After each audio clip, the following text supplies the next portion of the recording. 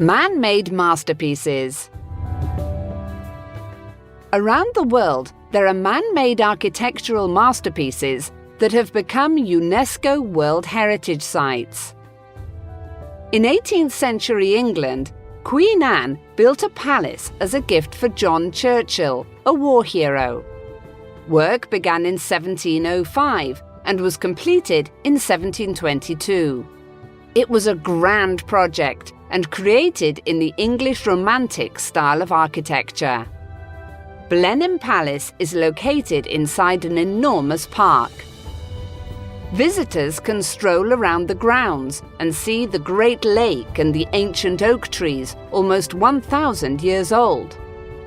A lot of the palace's 187 rooms are open to the public, with a huge collection of paintings and furniture from the past.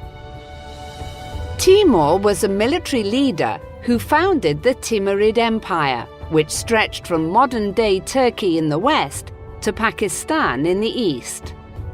Timur was a fierce warrior, but he loved art and architecture and was very religious.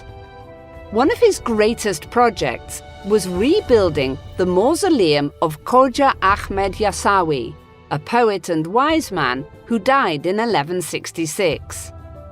Construction began in 1389, but stopped when Timur died in 1405. It never finished, but it is still a beautiful example of 12th century architecture. It has 35 rooms, including the mausoleum and a mosque, and is covered by the largest dome of its kind in Central Asia. Visitors can see the original paintings and tiles on the walls inside. Do you know of any other UNESCO World Heritage Sites in your country? What makes these places so special?